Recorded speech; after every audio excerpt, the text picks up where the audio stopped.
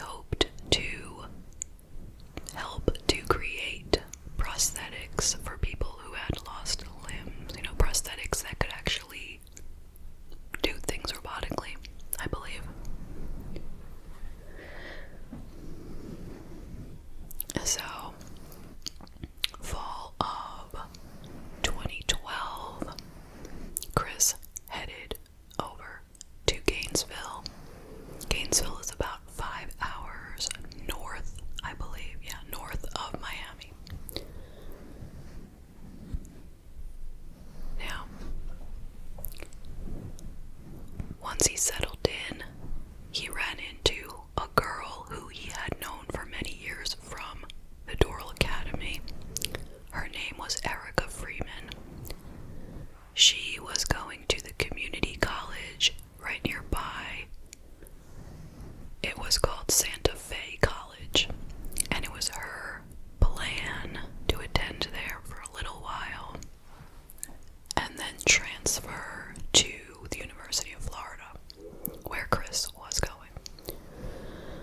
So as I was saying, they knew each other from the Doral Academy, and they got back to talking a bit, and something sparked, and they started a relationship.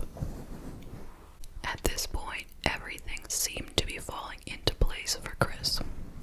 He had gotten into a great school, he was settled in, he just started classes. He was dating a great girl.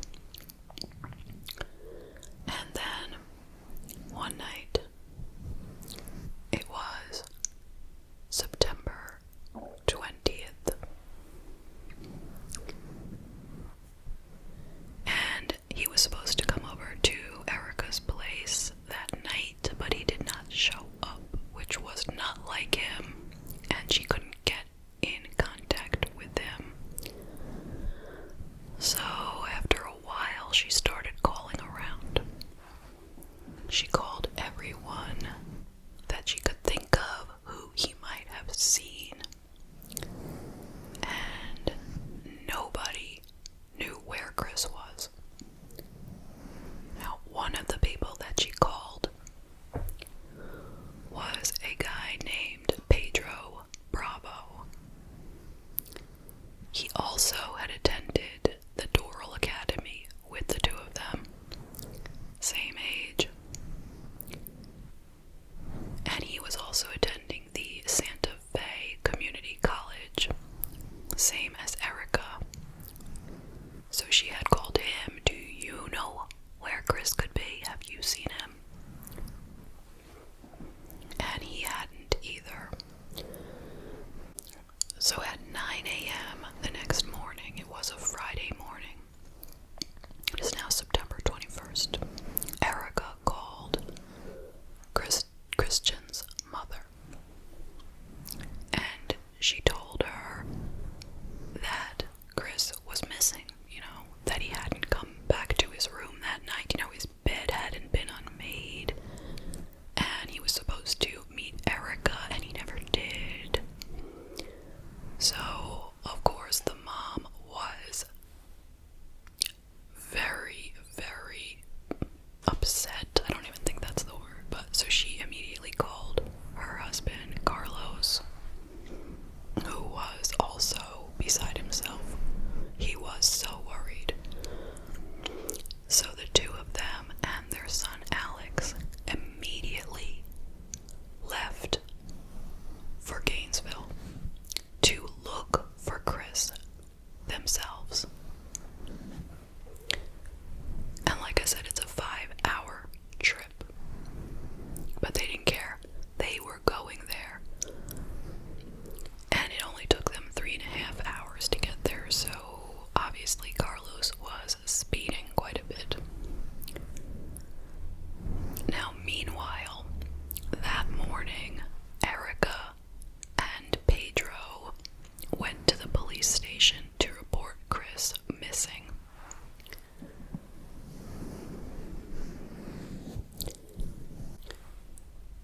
Now, as it turned out, the last person who had seen Chris was actually Pedro, as far as they knew at this point.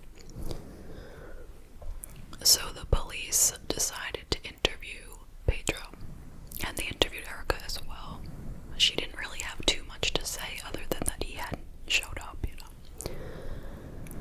So Pedro told them that he had asked to meet with Chris because he had been feeling very depressed and he wanted to spend some time with his friend, and they went together to Best Buy in the afternoon of the 20th.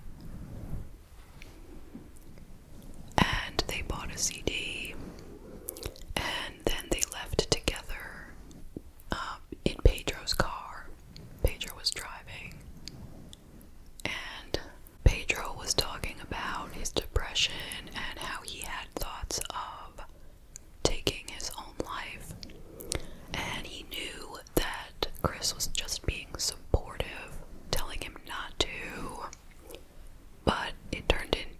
argument somehow, and Chris asked Pedro to let him out of the car, you know, on the side of the road because of the argument. And so Chris got out of the car and Pedro drove away, and he knows nothing else. He said after that, he went back to his place, took some sleeping pills, used his laptop a little, and then went to sleep for the night. Now, while they were having this talk, the police searched Pedro's car. I guess they asked permission. That must have been how it went down. I don't think they had gotten a search warrant at that point. So, the only thing they found in there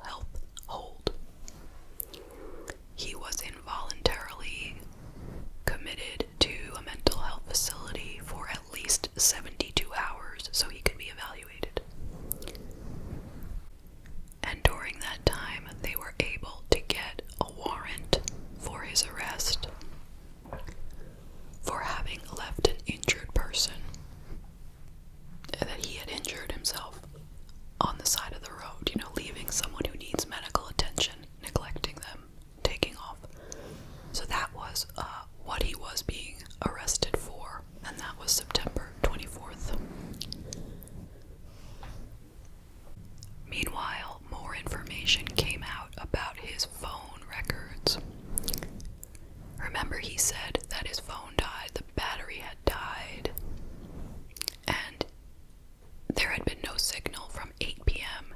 until 1 a.m. Well, it turns out that the phone did not die. The battery was still very much alive. He had put it on airplane mode. That's why there was no signal. And they were also able to determine that he had used his flashlight for a full 40 minutes during that time. Now, what does that sound like to you? He's out. He had driven down the interstate, put his phone into airplane mode, presumably on the side of the interstate somewhere, and used his flashlight for 40 minutes. Well, you can imagine. Next, they got a warrant for his apartment, which they searched, and they found a receipt for a shovel, and they also found, buried deep in Pedro's closet, they found Chris's backpack, which had his wallet, his ID, and his credit cards. They also found journals that Pedro had been keeping for a long time, where he had discussed his obsession with Erica and plans of how he was going to get Erica from Chris, including killing him and getting rid of the body. So at this point, they brought Erica in for more interviewing. And she explained that she had dated Pedro from about sophomore year till senior year. And he was not a very nice boyfriend to her, in my words. He would frequently ignore her, only pay her attention when he felt like it. There was an example of how he invited her out to the mall with him, and then he just left her there late at night and just went home without her. And she was starting to feel depressed, feel like there was something wrong with her. That's why he was treating her badly. So at the end of senior year, she broke up with him. But at that point, he became very possessive. He said, I don't care if you want to break up with me. I don't want to break up with you. We're not breaking up. And she's like, we are. And she just started to ignore him as best as she could. And when it was time for her to leave for college, she was happy to be getting out of town and, breaking free from him. Now, once she started dating Chris, she and Chris had no idea that Pedro knew that they were dating. They hadn't told him. They weren't planning on telling him. They didn't even know that he was coming to school there at Santa Fe, because he had gotten a full scholarship to the University of Miami. I guess he was a pretty bright guy.